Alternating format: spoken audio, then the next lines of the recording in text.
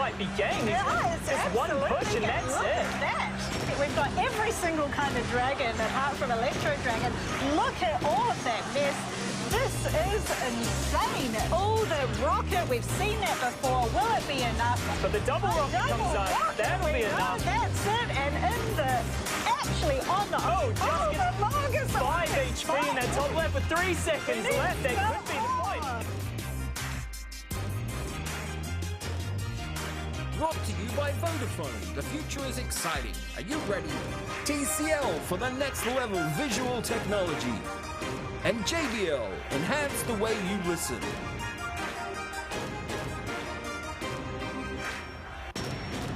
Good afternoon and good evening, Clash Royale fans. We're back broadcasting live to you from our secure, remote, yet sanitized locations from around New Zealand to bring you High School League Clash Royale Split 1. My name is Jonathan Arkadian Jansen, and again we are joined with the lovely Belinda Hope, aka Blendy. How are we doing today, Belinda? Pretty great. You know, I've been on a couple of adventures out to the supermarket, but otherwise this has been a pretty good opportunity to be playing a whole lot of Clash Royale. Absolutely, and hope everyone's staying safe during these times. We're back with week 6 of our playoffs today, and so we've got some exciting matches lined up. And so let's take a look quickly at the tournament structure before we get into all the excitement for today. We've got 65 teams, remember everybody, competing from 35 schools, and they've been battling it out in 6 groups of 12. Now, this is a single round robin, which has been happening over 6 weeks of league play, and that's right, this is week 6 tonight, our last week of league play, and we will be determining the top teams in each group who will be proceeding into 3 weeks of playoffs to crown Australia and New Zealand's best high school Clash Royale team.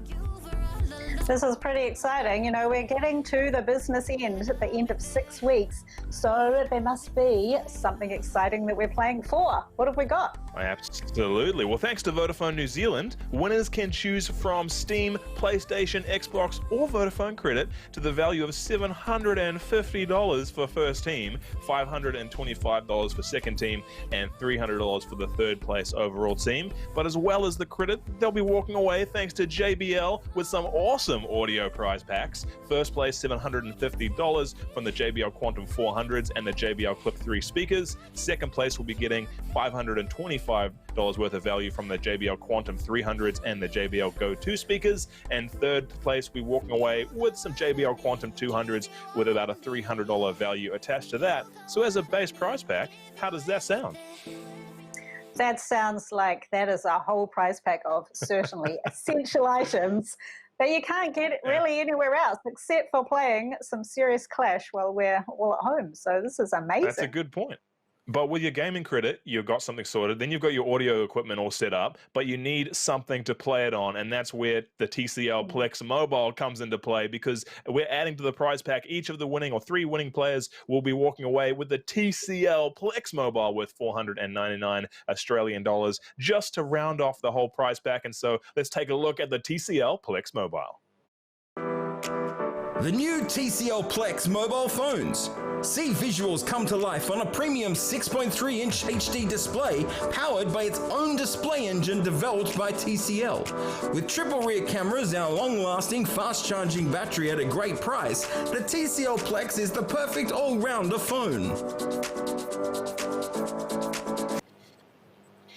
How is that so good, man? The TCL Plex Mobile looks awesome. So good. I wish I could get one. Well, 3 lucky players, or the team that will be winning will be walking away with 3 of those lucky kids. But let's take a look at today's schedule, because we have some amazing matches lined up for you. We have Nossel versus Wrath of Frost at 6 p.m. This is going to be an absolutely massive match. Both teams undefeated so far. After that, at 6:20, we have Elixir versus Bottle Top Bill. And then last up, we have Flinders versus Demons from Mount Albert Grammar School coming in to end off the show.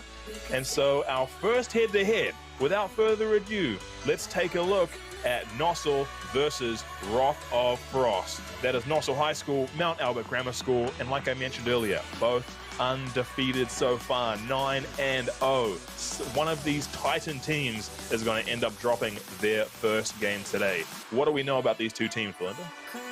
Well, apart from sounding like they're both amazing, Nossel are from Melbourne. They're years 9 to 12. And Lil Smash, who we'll see, in real life, they're also a semi-professional badminton player. So that's pretty exciting. And they also collect sneakers and play table tennis. So pretty sporty, and also esports legend.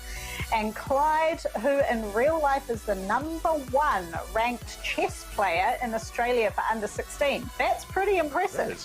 That is insane. That is amazing. Yeah, they've even travelled to Greece to play, so that's pretty amazing. And we've got Elek, who are a last-minute replacement, so we'll see them. And then Wrath of Frost. Now, for those of you following the exciting Wrath of Frost copyright court case claim that they, on their double hog rage quit, they finally have an outcome after 6 mistrials due to a hung jury and a lack of court jurisdiction over the subject. The jury finally agreed on legislation prohibiting Join Above from using his signature deck, so we now have an outcome on that. What do you think on that? That's actually kind of, you know, look, I'm gonna give my expert analysis breakdown on those two things. One, both undefeated teams, and the fact that Nossel is pulling in a sub for such an important game, it is not a good time for Kachir to be sick, unfortunately. But for Wrath of Frost to be able to lose rights to their double rage hog quit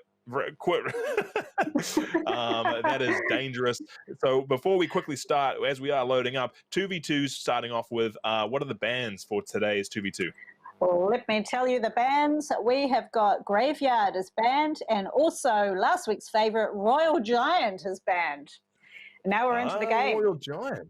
We are, and so we've got on the top side Wrath of Frost, Messi Don't Gem, and Join Above versus Nossel with Clyde and Elek for the 2v2, the all-important 2v2 point. Team starting off, a little bit of a slow start so far. Some aerial attacks coming through. Lava Hound coming down on that left-hand side with a big Inferno Tower. Going to be taking that out. Yeah, that's nice Inferno Tower use there, taking that out. And we've got a little bit of attack coming down on the right-hand side, but not too much. And some nice harass so far. Wrath of Frost winning the first trade. And we've got some bats coming out to, you know, we've got a clear board, but the bats, will they make any attacks? No, they get taken out. I feel like they're just rotating the cards, making sure they've got some good stuff while they recover their elixir. We've got another flying machine coming through and the big giant skeleton on Nossel's side. There must be a lot of pressure on these two teams. Never having dropped a game so far, one of these teams is going to have to fall. It's a big call tonight. Yeah, it is. The Inferno Drake getting quite a lot of value down there. And I'm just for the viewers who are looking at home, unfortunately, we are missing the audio out of this game, but it will be fixed for next game, so don't worry. Do not adjust your headsets. That is a broadcasting technical difficulty, but that's not going to stop the action. Musketeer coming through, clearing out the skeletons, and hopefully the Musketeer will get a nice little bit of chip damage, but a great placement on the flying machine. Distracted just for long enough. And, oh, another clear board. A little quick stock take here. 1 minute left to go. So far, Wrath of Frost have been doing a really good job keeping the damage down. They've got a small advantage based on HP, and they're doing a good managing of the cards. But here comes a big rocket. Boom, yeah, rocket and a lava combo. That's an interesting combo. And the Lava Hound coming down. And the Lava Hound, I'm not sure that it's going to meet the Inferno Tower. No, it doesn't. And there was rockets flying everywhere. Balloon and the Lumberjack in the back. Oh, but the fantastic hold on the wall on the tornado there is going to end up pulling all that back, and the attack's going to do virtually nothing. Really good defense there from Nossel. Certainly is, and the giant skeleton is going to drop its bomb on that small building in the middle there, taking out a range of stuff. Now, this is looking like it's going to be a one-crown game. It is going to be whoever can take out that Princess Tower on the left hand is going to walk away the winner. Such evenly balanced teams here. Certainly is. We're going to go into overtime now. Here comes the last-second rocket. Pulling that tower down to 1,000 health, but the balloon's coming through. Doesn't quite get far. That bomb is going to take out the Mega Minion. Oh, not quite. Got pretty close. Now the Mega Minion will wreak havoc unless some aerial defense comes in the form of a flying machine. And a lava hound. So perhaps if that lava hound can make it, excellent placement of that Inferno Tower again. That's happened every time the lava hounds come out. Now, with such strong teams, we've got 1:30 left in overtime. Now, if they can't manage to break a tower, it will go based off health. And so that chip damage is all important. And you can see the teams just sneaking in rockets when they can to try and get that tower health down a little bit further. But yeah, we're 800 to 1,000. And then there it is, another rocket being snuck in there, traded back and forth to try and get that health down. This is more of a challenge of who can get the most chip damage in within the allowed time. We've got a minute left, 200 versus 500. Oh, but with the poison and the log down to 350, now both teams are going to be trying to rotate here for the rockets. The first rocket comes down on Nossel, and it's going to take it out. Rotherfrost weren't able to rotate. They weren't able to rotate to the rocket fast enough. They only had one player with it, and they were trying to get their cards out without sacrificing their health. Fantastic play there from Wrath of Frost. Was it Wrath of Frost at the bottom? Nossel. Who walked away with that? Nossel ended up coming away with that one. Yeah, it was sort of a game of defensive spells. We had logs, we had poison, we had the rockets, and it was just how much can you chip away at that one single tower to eventually win in the last few seconds of overtime. So that was a game like we haven't really seen anything like that before. Yeah, that was really well played. And again, they're one of the first teams to have really challenged Wrath of Frost. They came out strong on the start of that match. And then for Nossel to be able to slowly stabilize, bring it back, and then just chip those towers down once they realized this was going to be a one-crown game. I think both teams played phenomenally well. I'm excited to see the 1v1, and hopefully we might even make it into a King of the Hill tiebreaker with the 1v... Wouldn't that be good? With the 1v1s, have we got... what bands have we got lined up? Oh, let me tell you what bands we've got. We've got Buildings. Oh, Barbarian Hut and another favourite, Elixir Golem. Now, we've seen a lot of Elixir Golem. So I think some of the teams are going, right, we've seen a lot of Elixir Golem. Let's ban that one. And remember, this is one where it's probably designed to prevent the use of other golems. So perhaps we will see the original golem being played in this game today. Pickle games versus Little Smash, exactly. Usually we see the regular, I can't say the regular golem, but the golem ban, and we see Elixir Golem in place of, and so you're right, hopefully we do see just the run-of-the-mill old vanilla rock golem coming through. And we've got Sailback as well. Makes it a little bit more. Everybody's bashing on that there, and I want to just comment on the very first play that we saw. It was the Barbarian Barrel being dumped out on the King Tower. Not sure if that was intentional, but anyway, here it comes again, taking out the wizard up there. And we have a little bit after our first little trade. The Magic Archer gets in some poke there and taking some stock. Wrath of Frost again coming out with a strong early play. No damage taken on their side, and they've dished out around about 500 damage to Little Smash's left-hand Princess turret. But hey, never count Nossel out, as it turns out from the 2v2. Coming through with the bandits. Magic Archer, we've got all sorts of things. We've got a nice bridge battle going on. That Magic Archer is able to get a little bit of damage on the tower as well, down to 1,400. Some really nice damage coming through. And we've got Graveyard, looks like, placed at the back there, or Tombstone coming through and clearing up, no, Graveyard, sorry, cleaning up all damage. But the Royal Ghost just walloping Nossel's tower on the left-hand side down to 500 health. Now, Royal Ghost, I think is it's an old favourite. It sneaks through. It's invisible to the other cards, and you don't often see it, but it does significant damage when it gets to that tower. Absolutely, one of these cards that just punishes you a lot. Oh, perfect angle here on the Magic Archer, getting the turret as attacking the Prince. Oh, the Knight, sorry. Oh, one more hit would have taken that tower down, but we'll probably see something else take it down. Oh, Little Smash starting out the early good games. Yeah, he needs 30 seconds to go. optimistic attitude, please, Little Smash. You're still in it, 30 seconds left. Here comes the Royal Ghost, taking out the Knight, and then going invisible, sneaking up to the bomb tower, taking that one out too. But that bomb will... Another Royal Ghost coming out the other side. Oh, spooky, sneaky Ghost. Taking out a little bit of damage. Not that it's needed. That down. All right, we've got one tower down. 10 seconds left, it's 1600 health. Will be a tough ask. Good games getting thrown out. No way they can do the damage in time. And it's all over. Oh.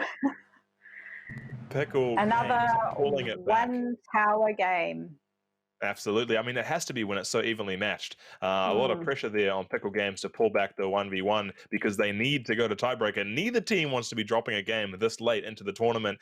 And so it looks like, Blendy, that we have a match on our hands. Oh, we certainly do. So, I think you made a really good point that we are at the stage in the tournament where the players and the teams are so evenly matched. So we're seeing a different style of game. It's kind of holding your own until the timer runs out, really. So it's not necessarily just a battle, see how much you can smash it. It's how long can you remain alive. Yeah, absolutely. And I think it's remnant of the games that you play when you're on the ladder and you start climbing up slowly, and your first, couple of thousand trophies, you just kind of play whatever, and hopefully you get 3 crowns. And then as you start to reach those 4, 5, 6,000 trophies, it all becomes one arrow, and we're straight into the next game. Yeah. We're already the first cards down here, 2 minutes 40. Pickle Games trying to close it out with the second win in the 1v1. Remember, everyone, the 1v1s are a best of 3. Pickle Games equalizing the first one and giving his team hope, and Little Smash trying to keep it alive, leaking a little bit of elixir here, maybe waiting for the optimal placement, and he is trying to wake up his King Tower. There he goes. Yeah. So that's an interesting move. So the Royal Ghost woke up the King Tower, so now that's a bit of added attack.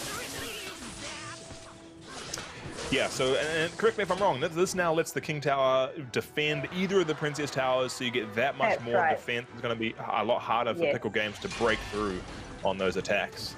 Yeah, so that was a really good use of... Yeah, well, that's true, but it was excellent use of the tornado. But that balloon looks like it's going to hit the tower undefended. It is. Look at that. And the Ice Spirit coming through to slow it down. Damage. Oh, we got 2 shots down plus the passive. That's amazing. Well done. Huge. Little Smash not sitting down and taking this loss lightly, but unfortunately, with all the elixir used on the right-hand side, undefended against the P.E.K.K.A., that King was not going to help take him down. And so we've got a P.E.K.K.A. and we've got Barbarians taking down that King Tower. I think that's not going to go very well at all. Oh, we've got the Goblin with the hands covering his eyes. This could be game over pretty soon. No, and I think that pretty much tells exactly how Little Smash is feeling right now. That might sum it up. He went for the big player down the right channel, but wasn't able to capitalize. And unfortunately, you just cannot leave a P.E.K.K.A. unchecked. No, you can't. Devastated at his King Tower and his Princess on the left-hand side. Bandit coming down. He's going to go again, trying to get the balloon up there onto that Princess Tower, but Pickle Games the tower will go down. But we know from the card order that the balloon and the P.E.K.K.A. come out at the same time. So I think this is game over and 5 seconds left. Oh, look, there we go. That was a good game, but for the P.E.K.K.A. brings down his big sword. Absolutely. So Pickle Games, not to be confused with Pickle Gems or Pickle Gems, takes out the second 1v1, which means that Nossel will take out the 2v2, but Roth the Frost take out the 1v1. And so we have it again, the King of the Hill. But really, did we expect anything different from these two teams? Not at all. We knew that this was going to happen. These two amazingly powerful teams. So King of the Hill. Oh, I can tell you what the bans are because I've got that right here. We've got Bomb Tower. That's an interesting ban. And Royal Giant. Interesting, because we haven't seen... I know Royal Giant was banned in the first 2v2, but we didn't see either of those cards, the Bomb Tower or the Royal Giant, be played in the 1v1s, which is the format essentially for King of the Hill. You know, it's last man standing 1v1s through the entire roster of the team. It'll be interesting to see how that plays out. We also don't know the player order. Do you think that it's better to put, you know, their specialized 1v1 player at the start of the pack, like we've seen in previous King of the Hills, and they've sort of wiped out the whole team? Or do they act as an anchor? Yeah. Well, I guess maybe it depends how the players are feeling, particularly the ones who've just had a bit of a smash. Maybe they need to take a little bit of a break and let somebody else start it off so that they can get their confidence back up and come back in and do a big smash. So That's a good point. I don't know really about the strategy that each team will be thinking about their order of players. Maybe their 2v2 players will come in at the end. So, yeah, I guess we'll see. They'll all be nail-bitingly figuring that out at the moment while that game and sets we'll off. see where we go. We've got Rotherfrost join above with Elek on Nossel's side, and so they've both chosen their 2v2 players. Nossel's sub starting off first with join above coming in on Rotherfrost's side. We're already 2 minutes 20 into the game, and quick stock take here. Looks like Nossel, Elek has started off winning the first trades, taking a little bit of chip damage down, but the Hog Rider coming through, being quickly dealt with the mini P.E.K.K.A. A great way to knock down a Hog Rider. Absolutely, and I just want to comment on the fantastic use of bats versus mini P.E.K.K.A., something that costs so cheap to take out something that does such a lot of damage. That was really good. Absolutely, and letting the Princess Tower just deal with those skeletons while the miner comes out, getting that all-important damage down. It was a very good trade. Now both teams fairly equal here on Elixir. Magic Archer on the field, met with another 2 Magic Archers. Yeah, they're going to cancel each other out. One of them's going to hit the Princess Turret, and one of them's not. That's true. And again, so, we've got our mini P.E.K.K.A. versus Hog Rider. This is very similar. Perfect. Amazing log. Skeleton. Nice foresight to do that. So very similar decks that we're looking at here, it looks like. Still haven't seen all the cards from either player. And the ice ball coming out. I've seen a lot of people use that card very successfully to get a lot of value out of that.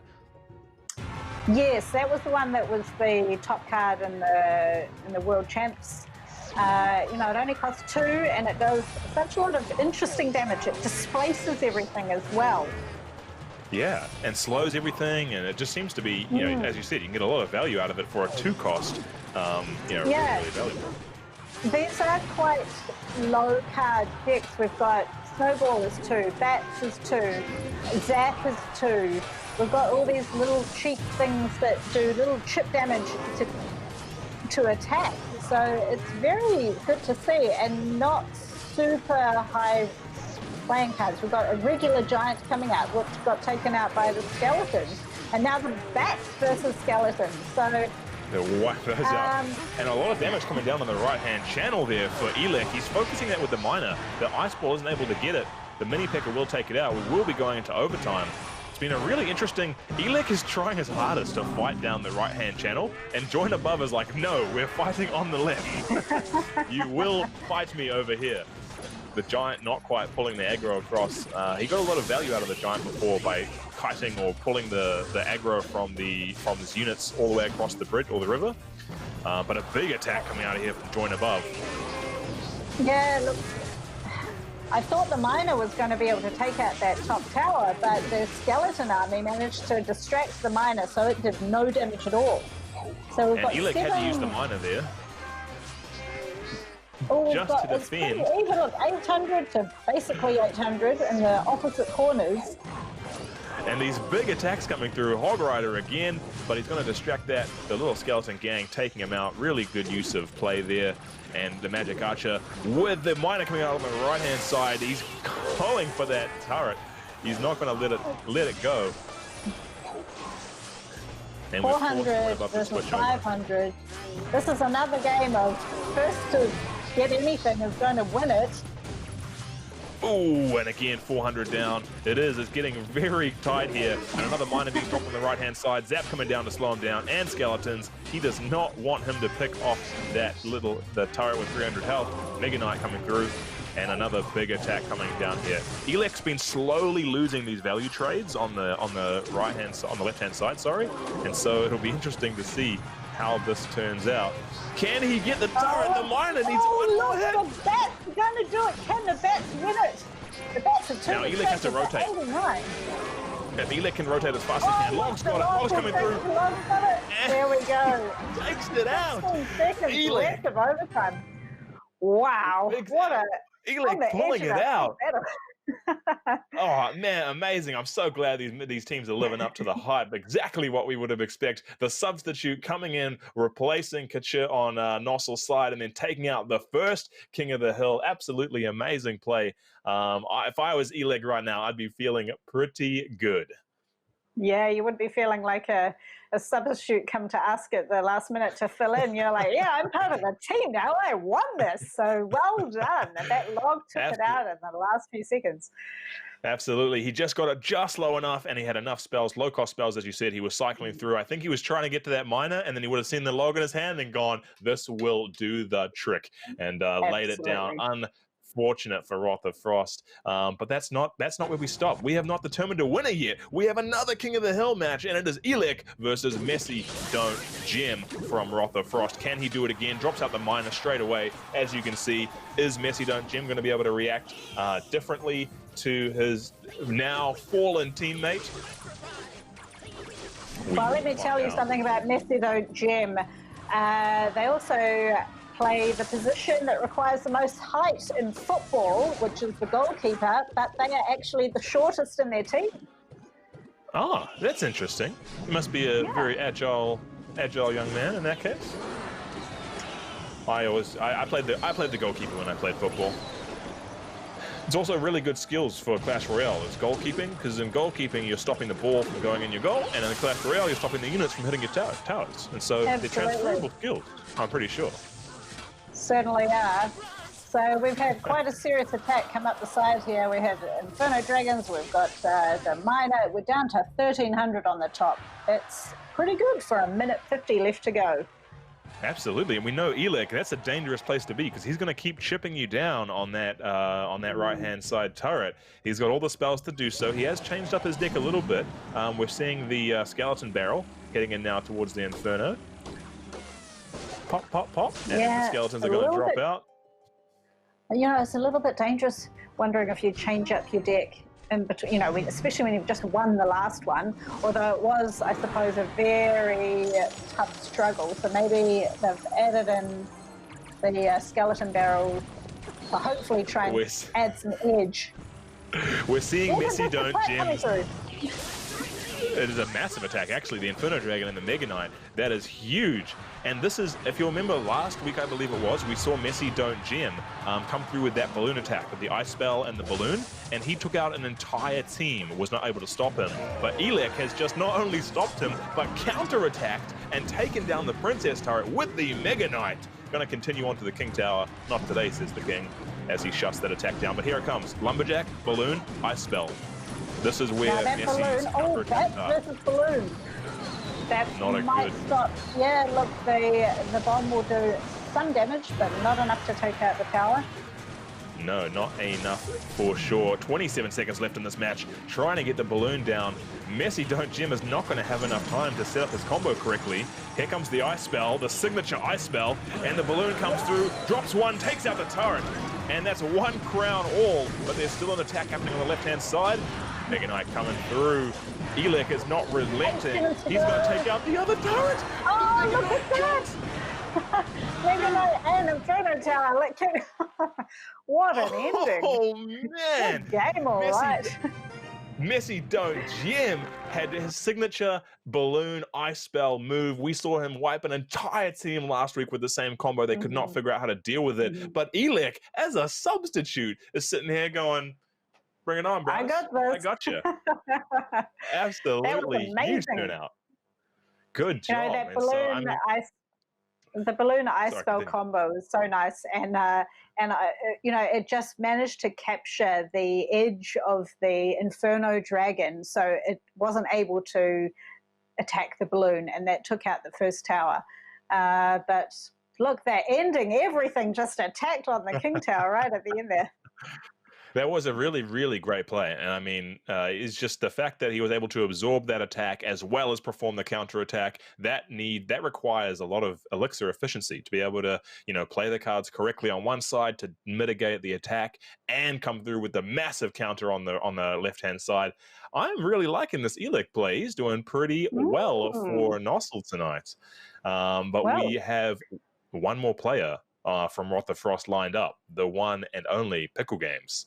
And so is he going to be able to take down, he's the 1v1 specialist for Rotherfrost. Can he take down the sub from Nossel? We're going to have to find out. Let's find out. It's about to start. And the good luck's being dropped down, some good sportsmanship to start off the match. And both players patiently waiting. Just waiting to see what's dropped. A cheeky zap being taken out.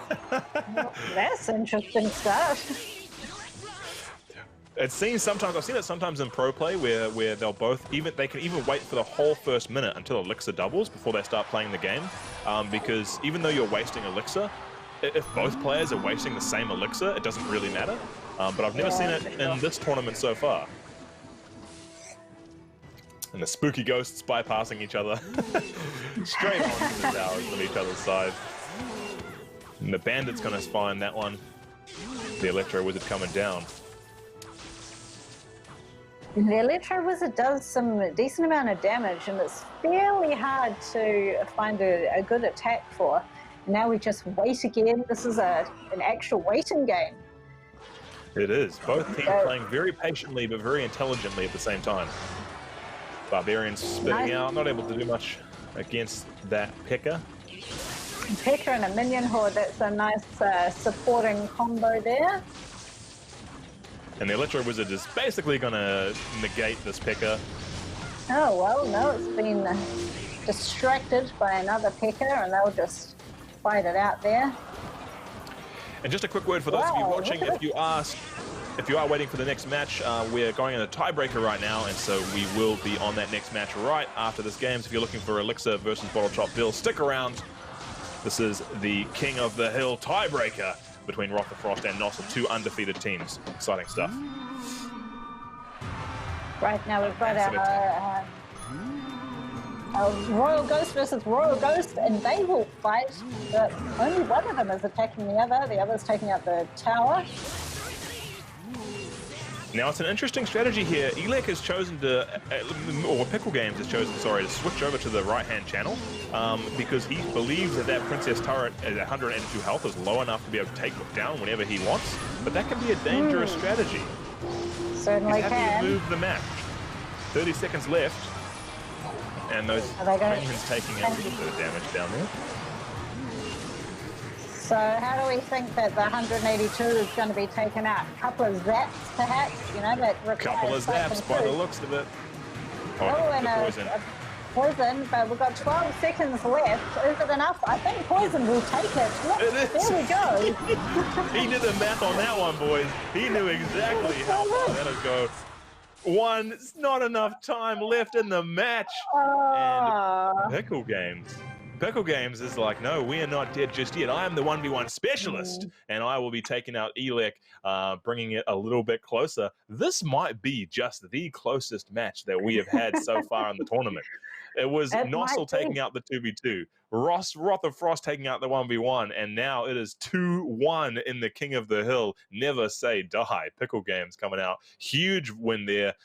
Did we see, I was so caught up in the excitement, did we see a change of deck again from Elec, or was that something that he had played before? I think there was a few things changed. We didn't see the skeleton barrel, I don't think, in that one. No. That's true. But look, this is another game where we're seeing cheap spells being used and cheap spells winning it. We've seen Poison win the game so many times in this season, and again in that round. Absolutely. Just great play. I really, really love to see it. Now we've got Collide for Nossel, trying to bring it home for Nossel, and Pickle Games coming back again to Rotherfrost. The last hope. What will we see? We've got the healer coming out. Now, Clyde is the #1 ranked chess player, so very strategic thinker, I'm anticipating. So this should be a very interesting game. And we're seeing Battle Healer being used. We haven't seen that in a little while. No, so very rarely we see the healer. And the Firecracker coming out as well, making quick work of that attack there. And the Baby Dragon trying to take out the Electro Wizard the best he can. Oh, now this is the downside of Firecrackers. It's very easy to accidentally wake up the King Tower, and that's just what's happened. Oh, it has so. I missed that. That is now going to be not a good, or you could say a very good placement from Pickle Games. So it would attack the Electro Wizard and wake that up, if you want to give him all the credit. Elixir look at this. We've down. got Elixir Golem, we've got Firecracker, we've got Barbarian Hut. It's a nice defensive crowd of troops heading up here, and the Elixir Golem split. It's about to turn into Elixir Bubbles. And this is where the Firecracker is useful to collect those bubbles. Ah, yes, and a good job of Pickle Game as well. He used all of his mana, or his elixir, sorry. So when he did burst those bubbles, he was making sure to get all the value from them that he could. And so far, 1 minute into the game, it is looking like Pickle Games is on the front foot. 1,300 health left on that Princess turret. And he's pretty well defended most of his turrets so far. And a fireball goes down, taken out. There was. Here comes the P.E.K.K.A. stomping down. Yeah, distracted by the Barbarian Hut. That was very nice placement. And the poison again. And the Barbarian not quite getting the hit down. He would have really, it would have been a nice hit coming down. Spooky ghost coming through the world. Coming in. Look, the Firecracker is doing such a lot of good work here. Battle Healer is a great combo with Firecracker because it doesn't have the strongest hit points. But yeah, we've quite gone really to stabilizing. overtime. We're going into overtime now. It's going to be one turret, poison coming out to get that value down. Now it's going to be about how quickly they can rotate. Now, Pickle Games only really has the zap and the poison to get that instant damage on the turrets. But in saying that, Fight only has the fireball. Now we've got the Elixir Golem heading up. Is that going to do enough damage? It could do. Oh, it's doing enough. It's doing a lot. Yeah, it certainly is. Look, this could be pretty close. Those bubbles That's going to almost do a bit of damage themselves. It is going to almost equalize it, but then if we look at the elixir on the field and in the hand, Pickle Games does have a small advantage here. He will be able to play more units. He does cycle through the poison, getting an all-important damage down to that turret. Nice. So we're pretty even on the damage on the towers. Here comes the bandit. Who's going to get the hit? Oh, not able to get through. Tornado was so powerful there. 60 seconds left in the match. And around 700 each. Exactly, very, very close. And a good angle there from the Magic Archer, getting just one quick tip off on the Princess Tower, bringing it down to 580. We got poisons coming through. 40 seconds left. Poison. But look, there's so much battle going on there. The Elixir Golem may be able to hit up. There's 148. Can the Elixir Golem make it? Pickle Games needs to defend this attack while being able to lay down one more poison. If he can rotate a poison, there it is. Which is going to end first? Going down, 94, 67. Fireball comes in, but it's not quite enough. Poison gets the game again. Takes it out. Clyde with a fantastic defense, but not able to pull it out because Pickle Games just coming through with the poison again. What he was able to successfully rotate with those low-cost spells. You know, I think for all of our viewers, if you don't have poison in your deck, you certainly need to look at adding that in because it is such a winner. But also the Elixir Golem in that match was so powerful. I haven't really seen an Elixir Golem be able to lay down so much damage. It was more than 1,000, I think, and then it did all of its damage, then it split, and then all the bubbles as well. that was pretty serious. Add that one in as That well. was. Give it a go.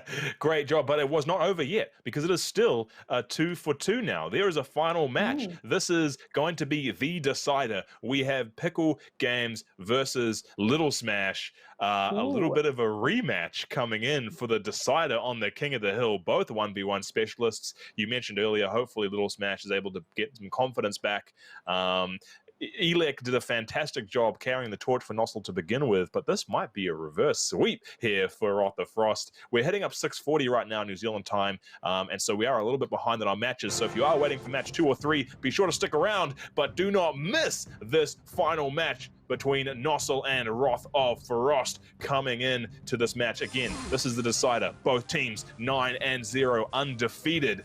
This is going to be it. One of these teams are going to be dropping a match after this game. Let's see how it turns out. Little Smash coming through versus Pickle Games.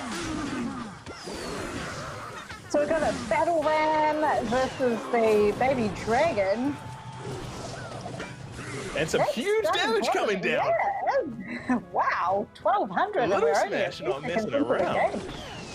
Little And that Smash early has been damage we've seen watching, now. going, what? Exactly, he's been watching it. That early damage is also important, but a return from the Baby Dragon coming through on Pickle Games, not to be said. Pickle Games switching up his deck again. Looks like a new strategy here from both teams.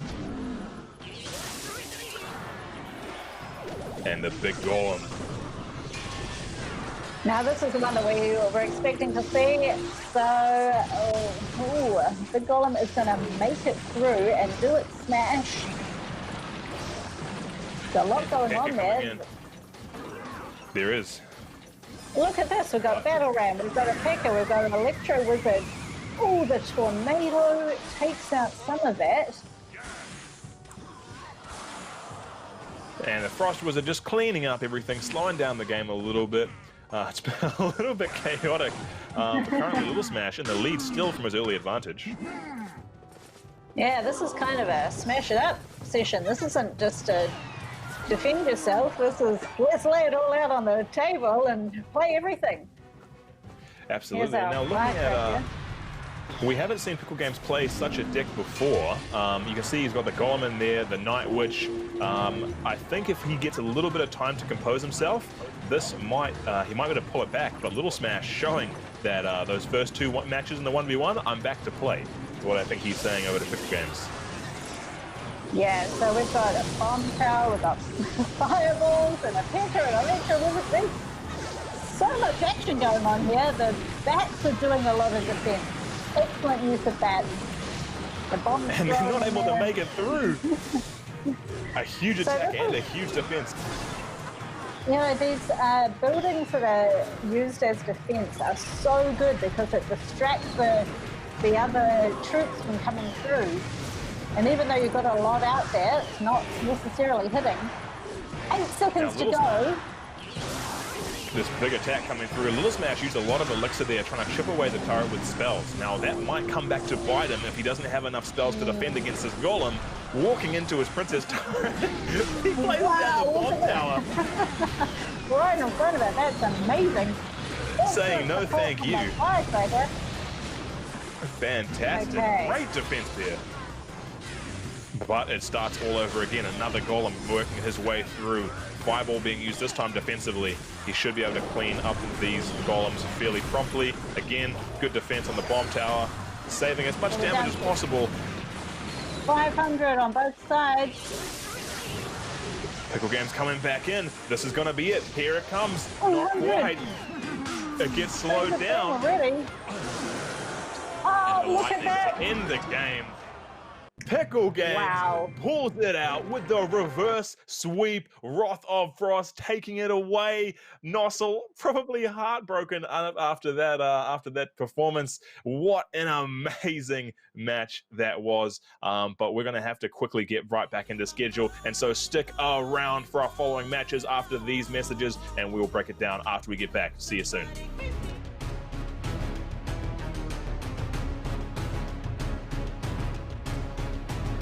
And welcome back, Clash Royale fans. We're broadcasting you live from our secure, remote, and sanitized locations. We are back with match 2 of tonight. We are in week 6 on the High School League Clash Royale, and we just had an absolute stellar of a first match between Nossel and Rotherfrost. Both teams had been undefeated heading into this week, and we went all the way to the final match in the King of the Hill, where Rotherfrost ended up taking it out. Pickle Games, a fantastic performance, but something that we didn't notice until after the match was that Nossel, Little Smash, actually used the Bomb Tower, which was a banned card in that match. And so even though it was a fantastic match and Rotherfrost did walk away with the victory, Rotherfrost would have walked away with the victory regardless of the outcome because Nossel did use a banned card. It's one of those things you got to be careful and look out for as these teams, that you have to respect the bans coming into these things.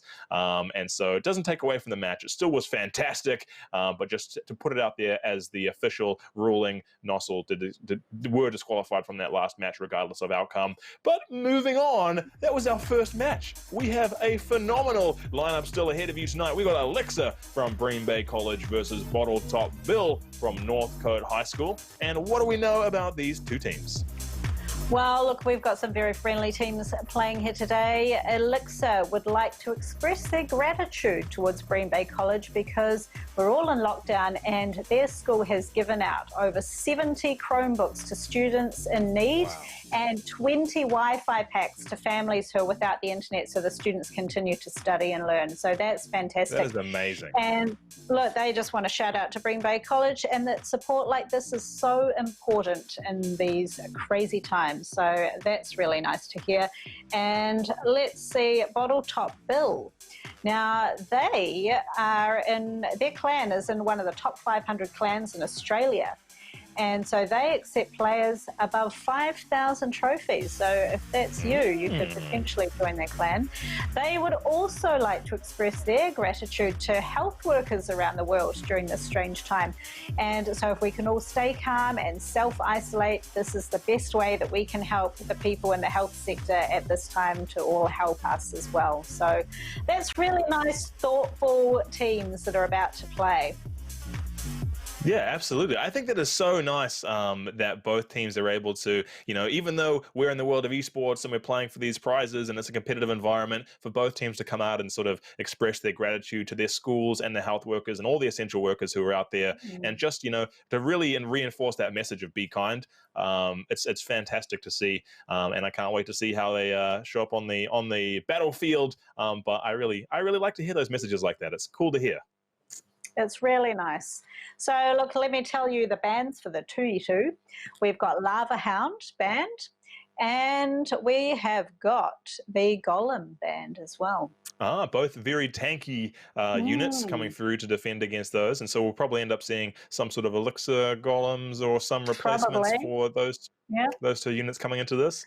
And the first match is the 2v2, and we're heading straight into it with Pink Potted Parrot and Thor on Elixir's side versus Chipster and Loose Cupid on Bottle Top Bill. Just a reminder for those of you at home, Elixir currently coming into this tournament 7-2 versus Bottle Top Bill's 6-3.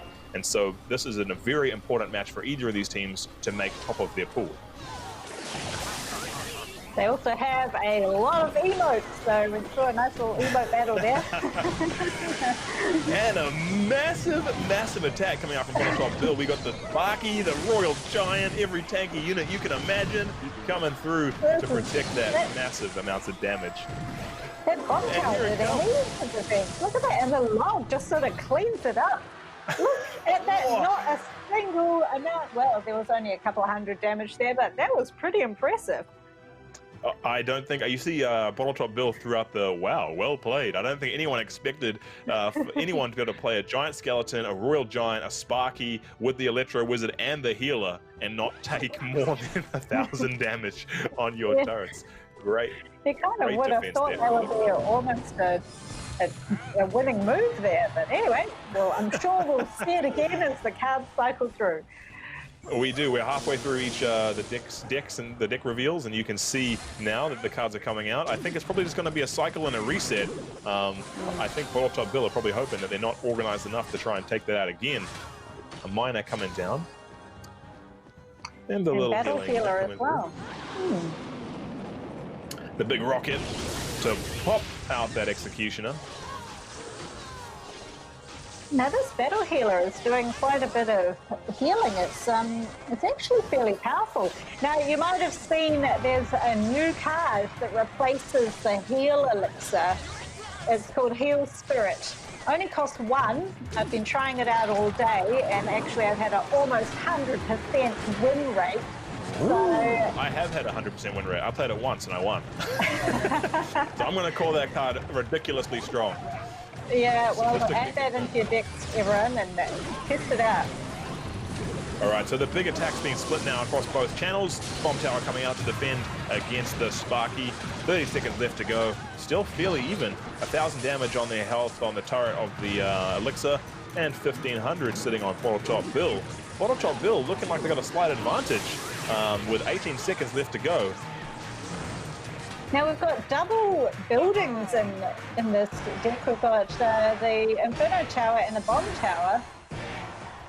Don't often see double buildings, but it's certainly done fantastic defense. It needed them against this massive onslaught of attacks coming out from Bottle Top Bill. Another rocket coming down, Poison coming through again on that tower, and I think we're going to see once again another spell cycle to try and take down these turrets. 600 health, holding on Elixir's side. Can they keep it alive? The log does. So if we see the rocket coming through, it may be enough to take this game out. So we've got Poison and a log. Here we go. What are we going to see? Rockets coming up. We've got the Goblin going, no, I don't want to look. Here it comes. Oh, we've got log and a miner and the rocket takes it.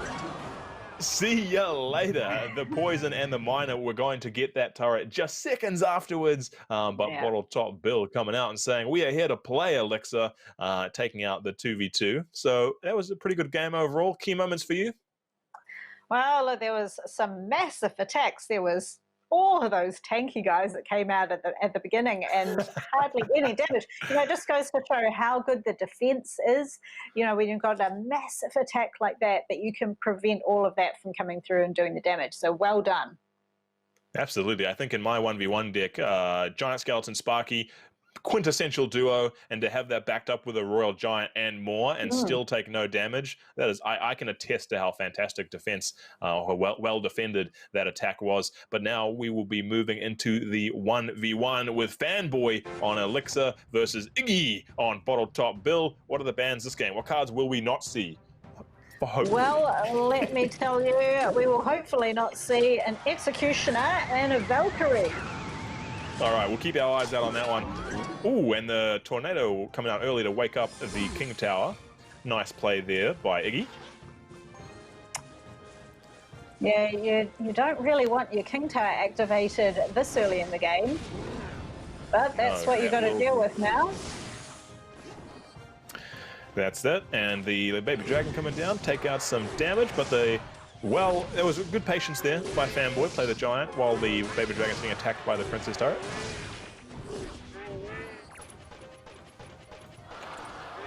And trading back and forth here.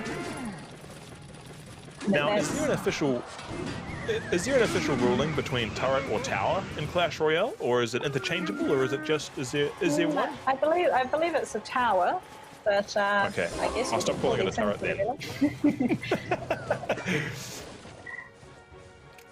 We're not in ye old England, it turns out. No, well, on the current campaign, we're on a birthday cake, but you know, the campaign will end an hour after our session tonight. Is that an hour, 8 p.m. New Zealand time? 8 p.m. New Zealand time. The next season begins. Oh, exciting.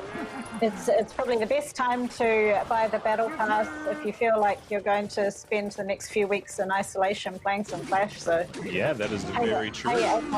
Yeah. Miner coming out to stop the Dark Knight there, or the Dark Prince, sorry. He's not quite Batman.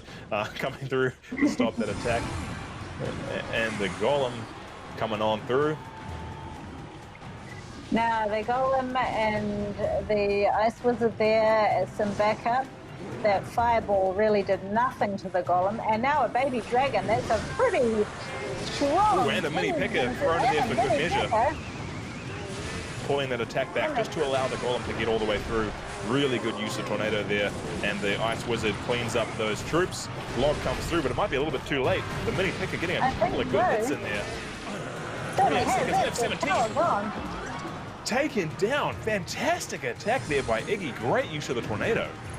And we're seeing a repeat again. We've got the same crew coming through, but we've got a giant that may act as a bit of a distraction. But it's 10 seconds left. Fanboy needs to get across the map to the Princess Tower. Not enough time. Not going to happen, and the match is over. That's the first 1v1 finished, going down to Iggy. Now, thankfully, it is a best of 3 for the 1v1s, and so they will have a chance at redemption. But that was a pretty decisive win there from Iggy. And Bottle Top Bill coming into this as the underdog, arguably 6-3 overall versus the Elixir 7-2. Is there anything you'd like to see? You think maybe Fanboy will change up to be able to be a little bit more competitive in the next match? Well, look, that combo that we saw of the Golem and the Ice Wizard to slow things down, and the baby dragon so it can attack from the air as well, that was pretty difficult that's like a wall of battle just coming straight at you. How do you defend against that? You need a building to stop that. Yeah, like an Inferno Tower or a bomb tower maybe? Yeah, something like that would at least stop the direct attack to your Princess Tower. But look, we're seeing a flying machine coming through. Look at these aerial attacks coming through from my Iggy. He might be trying something a little bit new here with this approach. Skeleton coming down, the cannon's going to get a nice chance to attack. Oh, they're growing. Yeah, the zap got all the skeletons that dropped out of the skeleton barrel. But that flying machine is doing heaps of damage. Look, it's down to 234. And a counterattack coming through. The Magic Archer is going to take out the tower. Putting up the white flag to surrender.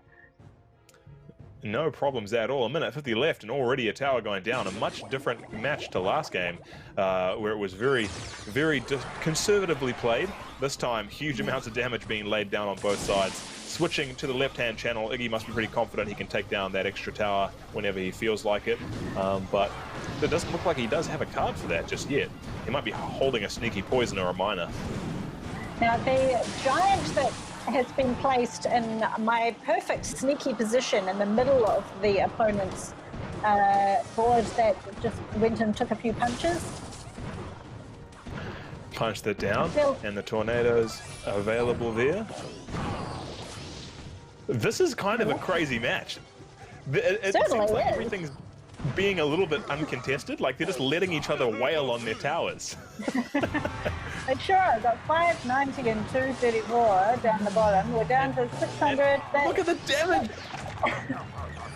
We need a little bit more defense. It's, we're going to end up with all of those towers down. And the big Sparky going to be coming down trying to take out that giant skeleton. Gets distracted and the flying machine will take it down. 30 seconds left. All towers quite low. Yeah, they're all quite low, but they've all run the risk of, do we let it just sit there? We're down to 25 seconds. Is there enough time to get through and take out the last few hundred? I don't know if they will, and here comes Iggy trying to take out the last tower, 100. He's going to definitely get it. Now it's all evened up. It's going to open up overtime for us. Now both players have a very low tower, and the cannon takes it. Look at that! Oh! Is the giant going to get it? The giant gets there as well. Yes, so look, we're going into overtime, and it's still first to win the tower because there is only the king tower left. So it is a two-crowd overtime, and that giant is going to town on that king tower. Look at him go. And here comes the Sparky. That's surrendering, but why are they not? Yeah, there was no defense for that. And that's going to go to a match. That's going to go to a match 3 on the 1v1.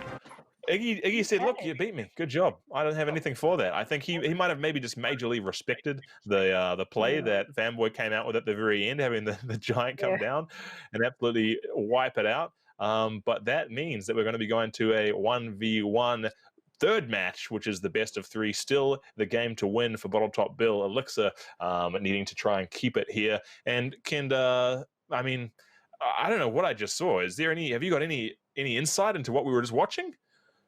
Well, you know, I think they were actually having a really fun time, and they were just laying everything out there to just attack each other. And they did such a lot of damage to all of the Princess Towers that they just all felt, oh, look, we'll just leave that there. We'll just clean that up a little bit later. I've got a whole bunch of attacks that I'll just take out the other one first. And then it left all of the Princess Towers on such low numbers they actually were running out of time, and then it was a race to be able to finish them off. And absolutely, and I think that he thought that he might have had a nice little strategy there, but it didn't end up paying off for him right at the end. But he did give the respect required for the surrender there into the third match, Iggy and Fanboy. And can I get a reminder on the bans as well? Certainly. So the bans are Executioner and Valkyrie. Right, so no Executioner, no Valkyrie. Yeah, which is an odd last play from my perspective there on that last one. Graveyard coming up on that Princess Tower. Will distract the Sparky. He doesn't know where to point. He's going this way, that way, this way. Yeah, that's probably the perfect counter to a Sparky. So nice play there. But oh, look at this. We've got a Flying Machine and a Giant and the Sparky. That's going to do some damage because that's... Oh, no, the Sparky's gone. Nice play. Yep, but this Giant that took out the game last time is going to turn again on this one. And the Flying Machine. That Giant must be wearing knuckle busters because he is taking that tower down.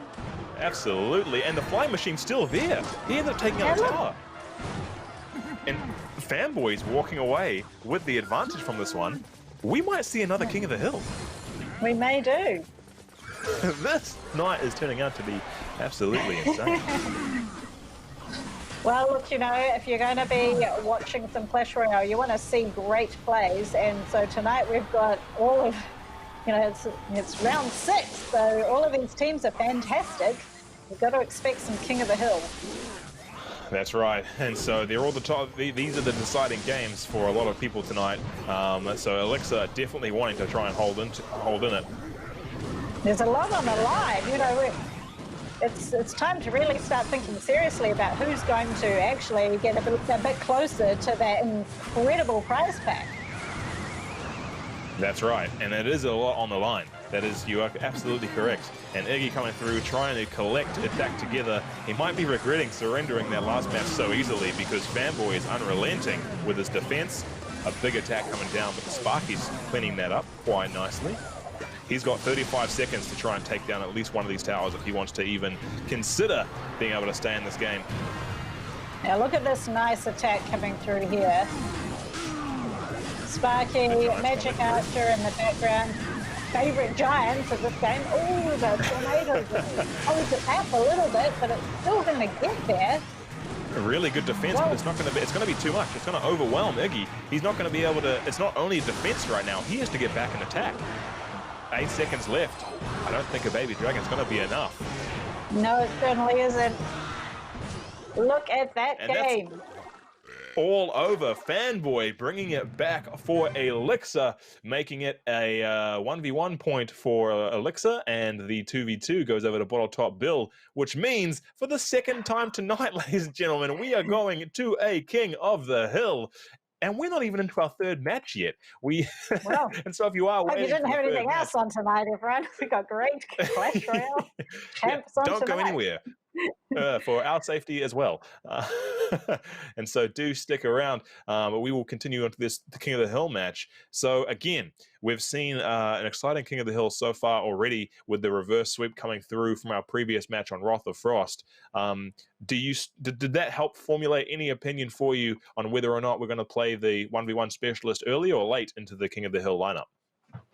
Oh, look, well, maybe the 1v1 is going, yeah, I'm down with this. I'm just going to keep on going. And then the 2v2 players can come in. I guess we'll find out what they're feeling. Maybe they need a little break and let the other guys come in. But that's true. If I was Fanboy, I'd be feeling pretty good about myself right now. But we can see that both teams have swapped out their 1v1s, Yeah. giving them a little bit of a break. Thor and Chipster starting it off. Chipster for Bottle Top Bill and Thor on Elixir's side, bringing it in. Now we've got some really unusual bans this game. We've got Wall Breakers banned. I don't think any of these guys probably play Wall Breakers anyway, but anyway, that's banned. And also Hog Rider. Now we occasionally see Hog Rider. We've seen it a few times tonight. So that's banned as well. All right, so no Wall Breakers, no Hog Riders. And let's see how this game plays out.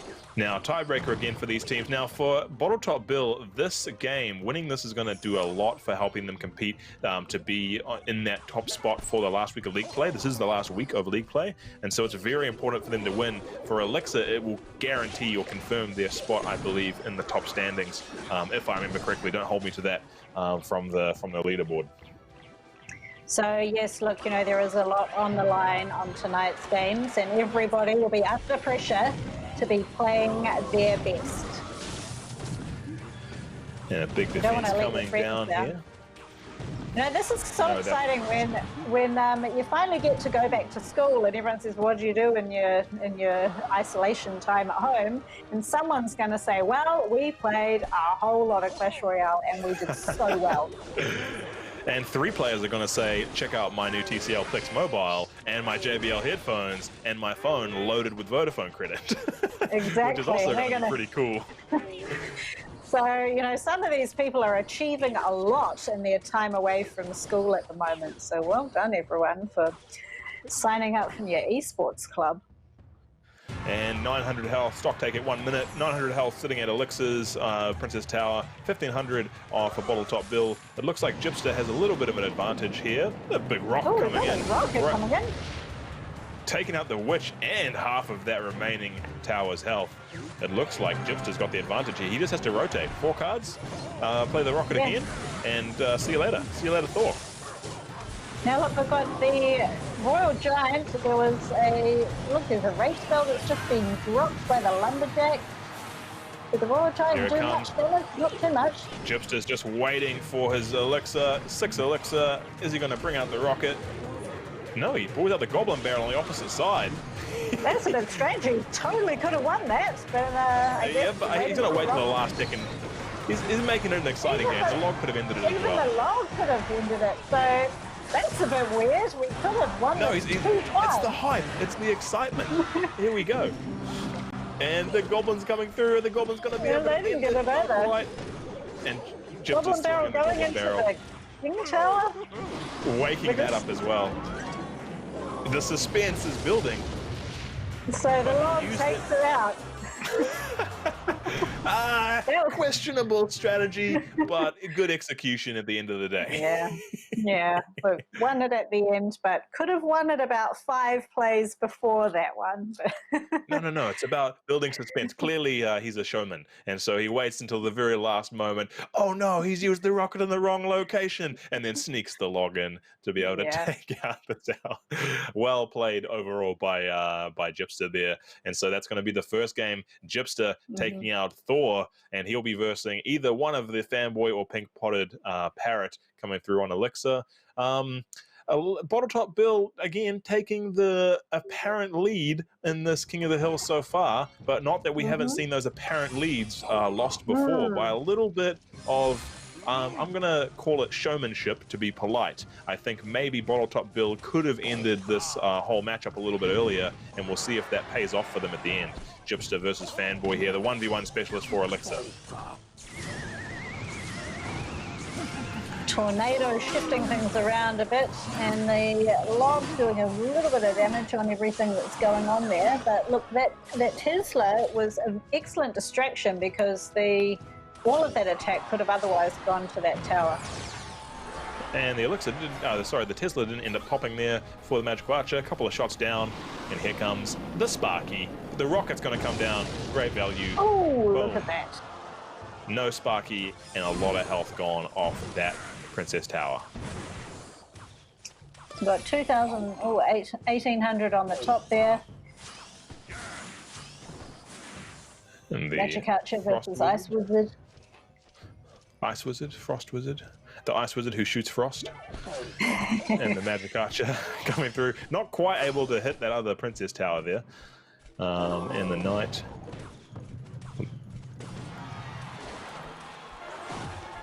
And 1 minute 30 into the game, quite even, just trading blows right now. The Dark Prince versus the Crossbow. Haven't seen one of these tonight, so that's an interesting placement as well. And now the Sparky's going to come up. Now the Sparky, if it can make it, yeah, look, we know that play happened, so I would have put the Sparky closer to the bridge, so at least it could have tried to take a shot. Yep, or at least not attack your tower for free as on top of your Sparky. But a nice return fireball there from Fanboy. Yeah. Just saying, if you can throw one, I'll throw a smaller one, but I'll also do some damage. And then a reset here for both players. Some big attacks coming through now. Look at this, 4 troops coming through. We've got the flying machine, the Giant's going to try and take out that Tesla, but the Expo in the back there is working super hard on the Giant. Great tornado.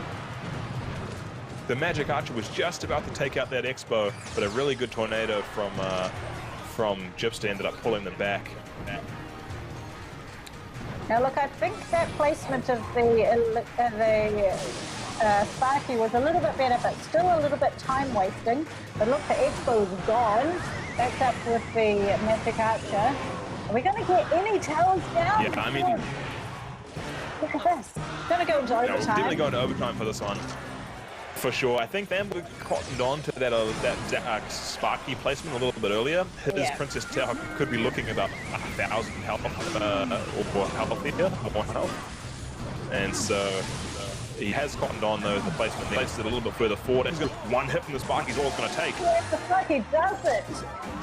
Oh, I'm glad that they can hear our advice. The Sparky needed to just move it that little bit closer, and it worked. Even though there was great tornado action that was trying to work against it, and the Expo was in there, and there was a whole lot of other attacks, that last shot of a dying Sparky was what saved the day.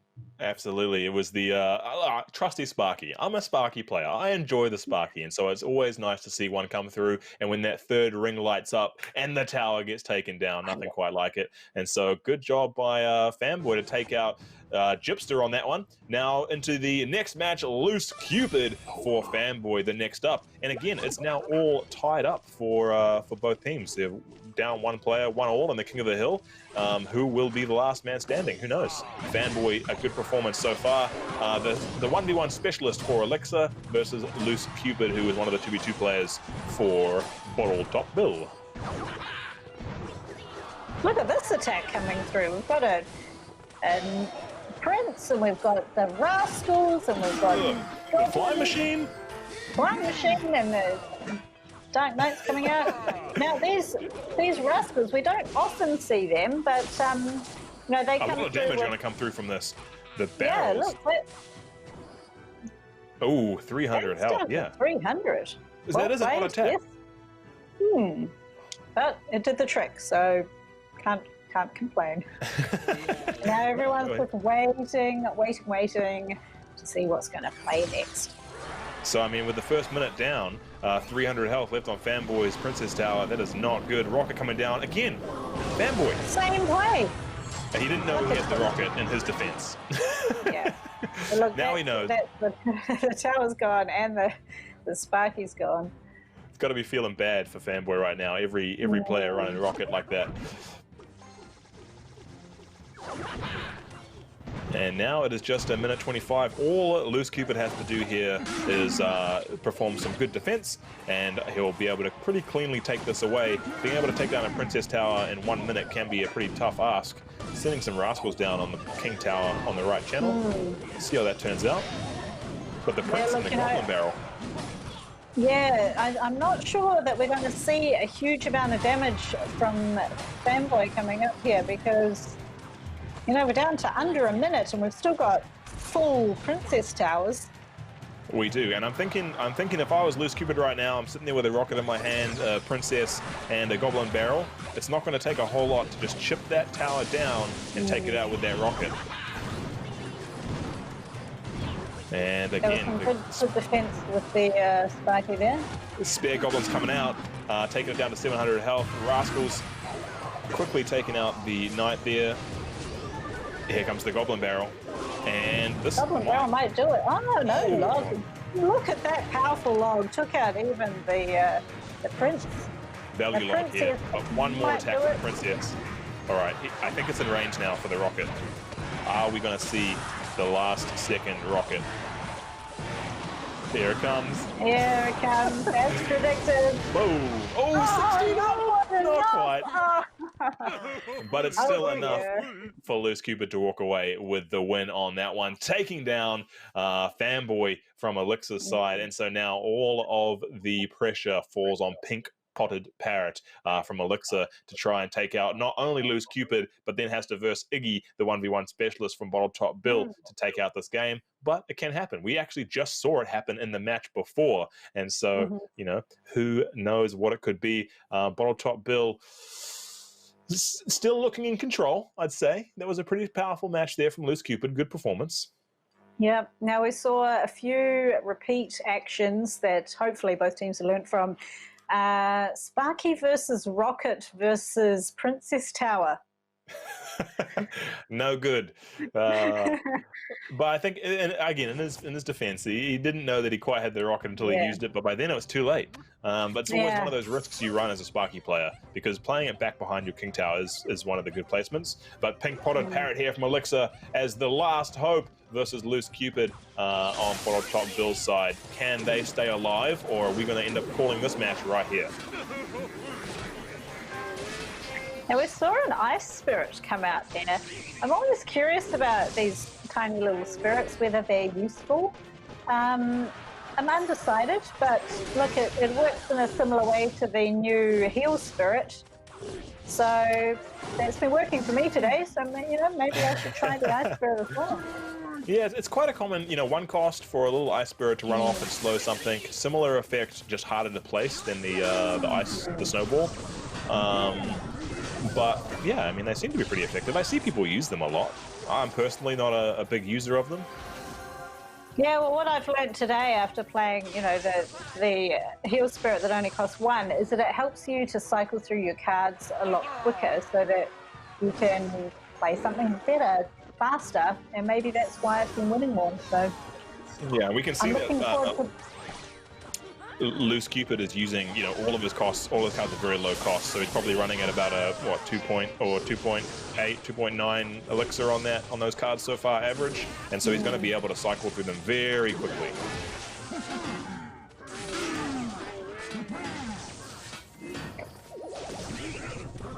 We've got a nice little attack coming along at the bottom there.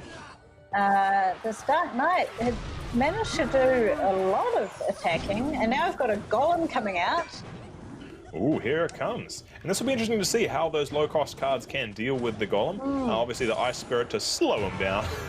Yeah. Not going to go on anywhere. We've got a minute to go. Now look, we're following up the golem with a battle healer. That's a nice combination because, and the Electro Dragon. That's going to be a hard... great. Yeah, to take those guys down is going to be very difficult. And the Inferno Tower was the way to do it. Not able to pull that out. So look, the battle healer is topping everything up. So are we going to see some good damage over on that tower up there? Look at all that battle healing going on. Look, the tower's gone and there's a whole crowd of things. Look at all and it's going to keep going to the King Tower. It is not relenting. There's so much happening. It's going to keep going. 15 seconds left. They're going to take down the King Tower. Pink Potted Parrot coming out against Loose Cupid, taking down Bottle Top Bill. 7 seconds left. It is enough to go 3 crowns. Pink Potted Parrot. That was the best value battle healer that I have ever seen. Did you see how many dragons there were? You couldn't even tell them all apart. There were so many all on top of each other. That was amazing. Well played. And kept the golems along the whole way through. I mean, great play. But this is the second time. We are going to not only be going to a King of the Hill, but we're going to be going to a match 5 King of the Hill. This is 2 for 2 against these two teams. This is the absolute decider, going all the way back to the line on this one. And so we will see a Iggy, I believe, versus the 1v1 specialist from Bottle Top Bill versus Pink Potted Parrot. That is a strong defense. I don't know how Iggy's going to manage his way through that kind of attack. I mean, what can you do against that? Well, let's see what they're going to do. So, yeah, I don't know. You can't necessarily plan for something like that. I've never seen anything like that before. I don't know whether misses. He missed the miner, so he didn't wake up the tower. Unfortunate for Iggy. Oops, throws it out. Yeah. He knows what he did. You know, maybe the stress is getting to them. This is that 5th game. And you've got to make sure that you're not letting your fingers feel too sweaty and slip with your placement. Absolutely, because it is very important. And our golem being dropped here on Iggy's side. Yeah, you definitely don't want to be letting down your team at this point. No, but it looks like Pink Potted Parrot has changed up his decks. This isn't what he played last time. He's got pickers and goblins and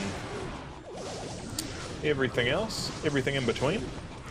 Well, look, that golem is going to be taken out by the pecker, and let's see how much attack will we get. A little bit, not too much, but the baby dragon is doing a lot of saving the damage. day here. All right, now here comes the pecker to tank that up. The magic archer will get a couple of shots in, and still able to go through. Pecker's tanking 1, but not enough. And it equalizes it. A little bit of an advantage there from Pink Potted Parrot. A lot of damage on the left-hand Princess Tower by the miners, it looks like. Pink Potted Parrot's just been dropping those out, sneaking away some chip damage. But that's not even being defended. That miner is getting its full strength of attack in. It's now down to 1,300. And perhaps that was somewhat of an oversight. Or I think he's just more focused on his attack here. A big attack coming through. The golem's going to get all the way to the tower, and that's when he's going to really start getting his value in. The mini Pecker facing up against Dad, not quite being able to make it. Yeah, the Pecker took out the half-sized golems, and now we've got a huge attack coming up here. No, this time Iggy's not going to miss. Big tornado. Now we've got the battle healer out again. And it looks like Iggy is running almost the same attack that Pink Potted Parrot won with last game. Clever move, especially since Pink Potted Parrot's changed up their deck. Now, although most of the battle's been happening here on this right channel, Pink Potted Parrot has been slowly chipping away on that left-hand Princess Tower. Yes, it's been quite a clever strategy because it's sort of gone unnoticed, but actually it's done the most damage. Now are we going to go into overtime? Yes. And it is now down to sudden death. Now, it's not only sudden death for this match, it is sudden death for this entire head-to-head, because we are King of the Hill, 2 for 2. It is Pink Potted Parrot left as the only remaining player, and Iggy is the only remaining player on Bottle Top Bill. Everything that they've done tonight comes down to this next minute and 40 seconds, if it even lasts that long. Who can break the towers first? No pressure. No pressure at all. Big Pecker coming down to face this golem, and a big attack coming through by Iggy. 1 minute 30 on the clock. Big tornado coming through. Iggy's had enough, he says. It's time to attack. Taking down the turret, and a huge amount of damage coming through. Iggy just saying, no, we have had enough, and shuts it down on the end there, and that is Bottle Top Bill taking out the King of the Hill, taking out the head-to-head, and that is them bringing it in as the underdog. 6 for 3. They are now 7 for 3, along with Alexa drawing it up for the table. It'll be interesting to see how that goes, but we need to go straight to a break to catch to our match 3, and so stick around, and we'll be back after these messages.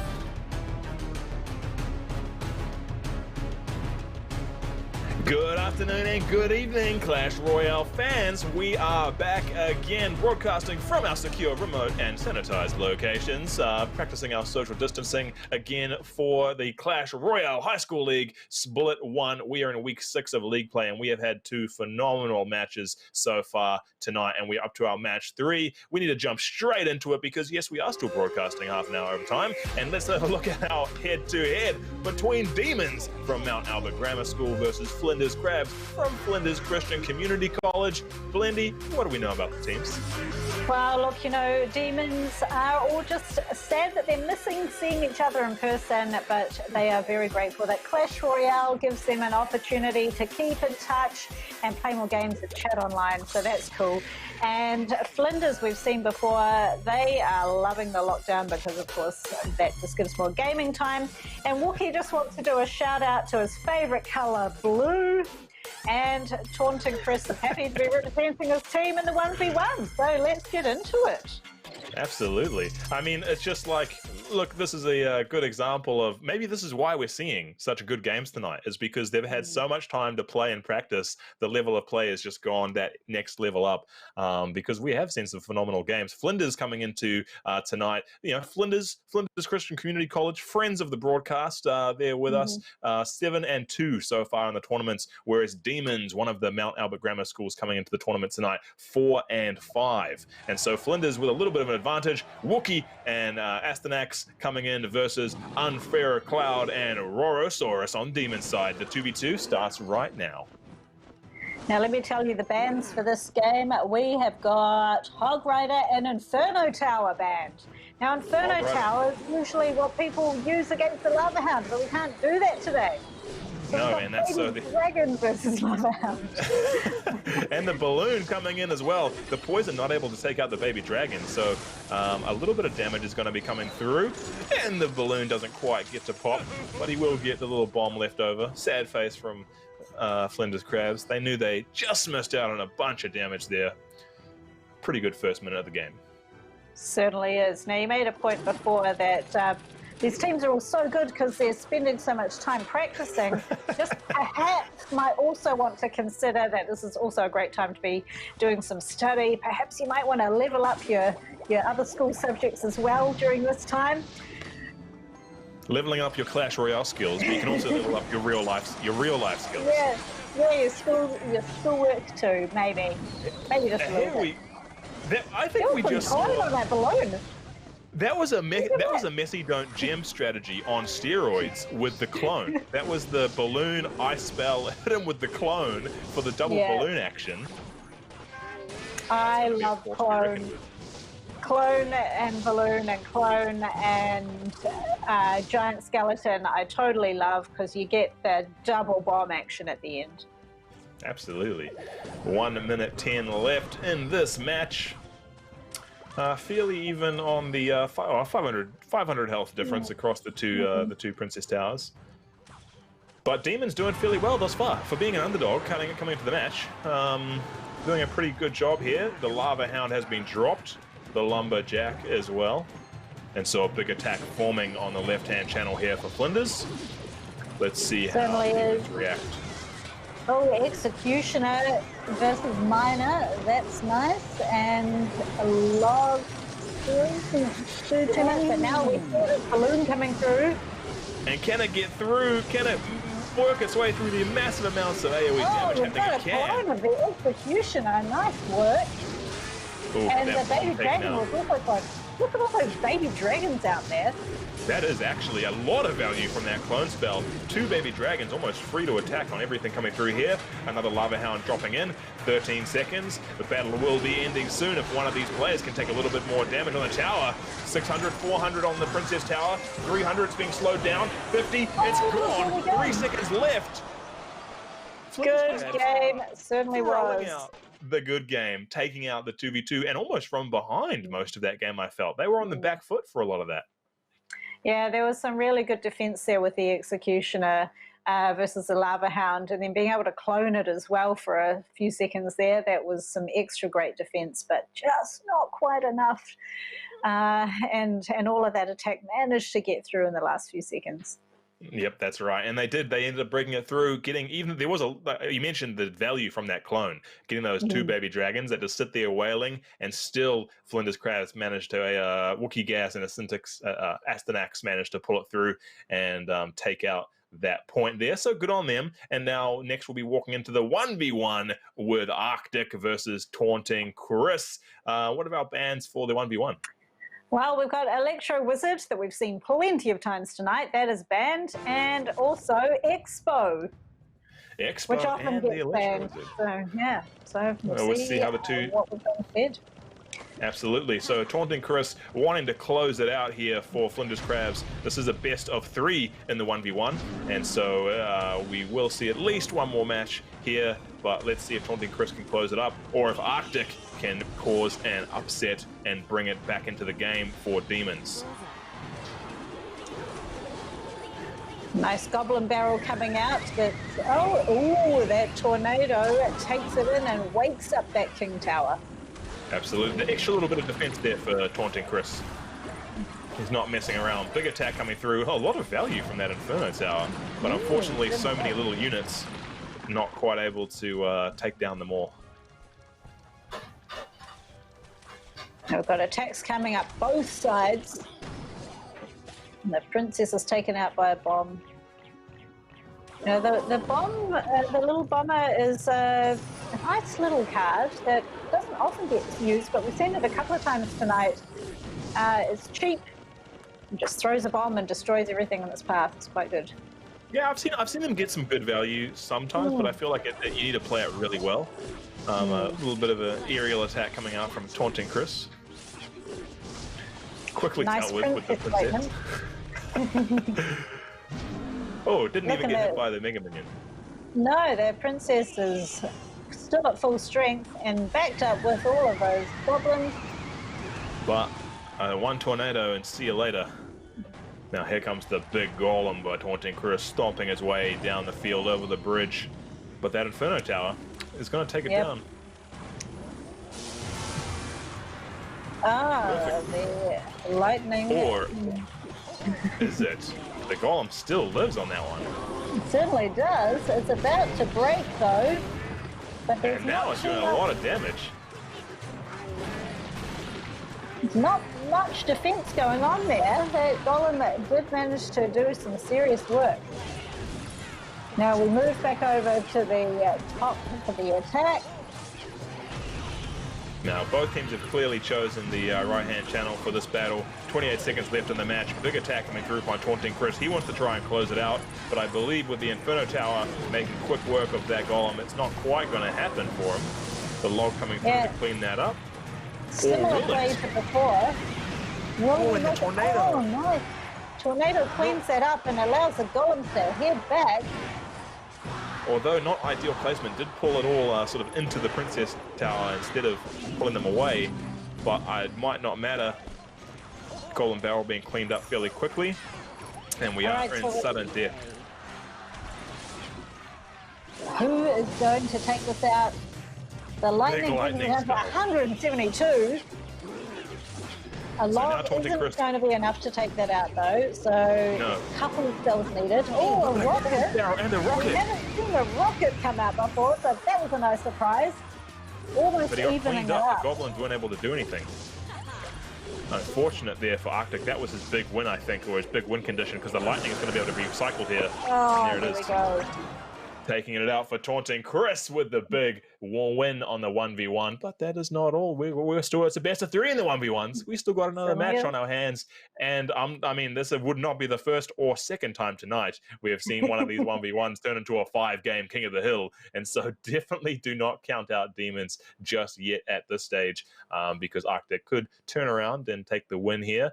Any predictions is what we might see? Are we going to see a new deck from Taunting Chris? Same thing? Well, you know, we haven't seen the same players go, oh, well, I won that last one, we'll use it again.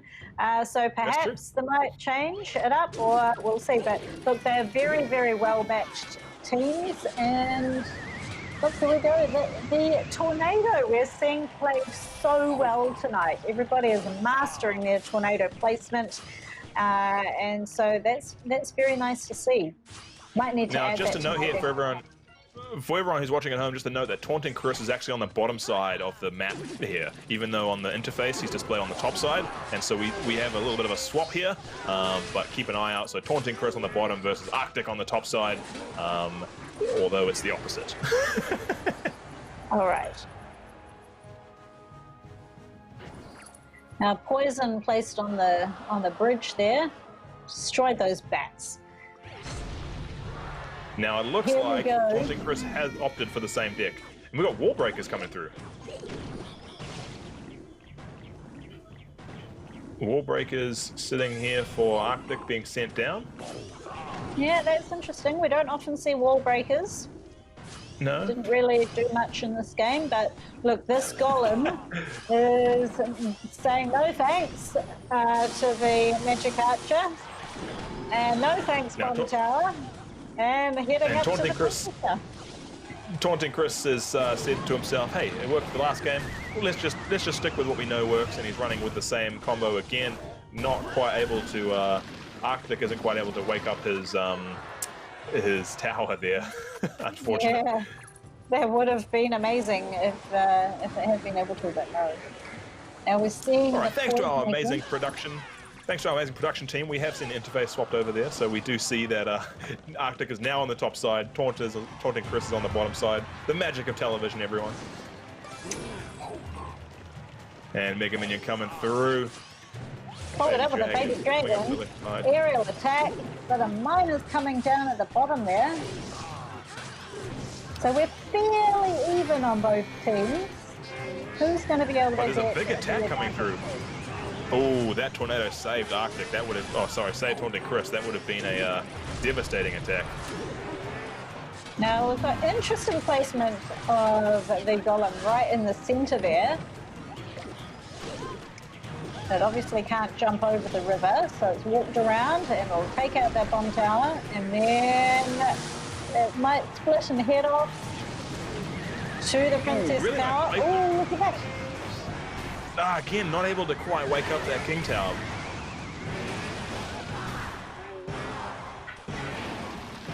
And we will be heading into overtime. And the miner comes down. Arctic with the advantage. Overall, I think. He's been playing really well. He's got a lot of damage on that tower. The poison's going to do even more. Overtime, all you need is that 500 damage on that Princess Tower. Oh, look, the golem is the main play for Taunting Chris. Just waiting to send that up. But the miner and the wall breaker coming through. Is he going to be able to stop the miner? The tornado is it's coming doing out damage. there. Who's going There's to a big attack coming through. Oh, look at No. oh, that was. Where did that attack come from? We're down to 92 on the bottom, and Taunting Chris managed to get that golem. Arctic was focused so much on that miner, and then Taunting Chris just said, hey, I got a golem over here. Respect it. And the sneak it, I can't call it a sneak attack, but the prioritization from Taunting Chris ends up taking out the game. And so absolutely well played there from Flinders Crabs. That's going to close up the match. Flinders Crabs taking out the match overall. Great 3 games. And I mean, that closes off a pretty phenomenal night of matches. Certainly does. That was so let's amazing. Take a look at We've had the most exactly. amount of games. Let us read. In one night. Let's take a look at the results. We got Nossel versus Wrath of Frost. Huge undefeated Titans battling at the top of the match tonight. 9-0 both. And Wrath of Frost walking away, continuing the undefeated streak. They went to a best of 5 King of the Hill. Elixir versus Bottle Top Bill. Again, Bottle Top Bill taking it out in the 5th game of the King of the Hill. And then Demons versus Flinders Crabs. Flinders Crabs walking away with the victory at the end of the day. And that is going to conclude week 6 of the league play for the Clash Royale High School League Split 1. We will be heading into playoffs coming next week. And so that's that was a pretty impressive games. Great way to end our league play. And just once again, before we end, a huge thank you to our sponsors for Vodafone, JBL, TCL, and Conquer, and everyone else who supported us so far. Anything you'd like to put in, Blendy, before we end the broadcast for tonight? Yeah, well, look, there's one more important thing that we haven't covered off tonight, and There that is is. I almost the forgot. Caster's Choice Award. Now, Yes. look, tonight it's going to be a tie. I'm going to award it to both Elixir and Bottle Top Bill for their really heartfelt message, thanking their schools and their healthcare workers and everybody else who's doing all this good work out there to keep everybody all healthy while we're all in lockdown trying to save the world. So I thought that was really nice. You guys are awesome. Absolutely, and very well deserved. Exactly the sentiment behind the messages is amazing to see, and they're really taking that message of be kind to heart. And so, well deserved Caster's Choice Award to those two teams. But that will wrap everything up for tonight. Thank you all for watching at home, for tuning into the High School League Clash Royale. That is the end of league play for us, and from everyone here on the HSL and the LPL production teams that made this happen. A huge thank you for tuning in, and we will see you all again same time next week, and until then, keep gaming, stay safe, and GG.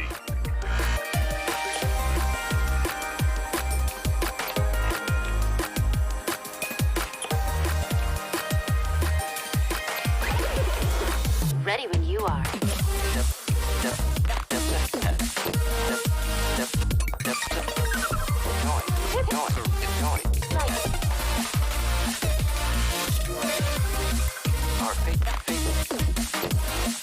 Our fates are joined.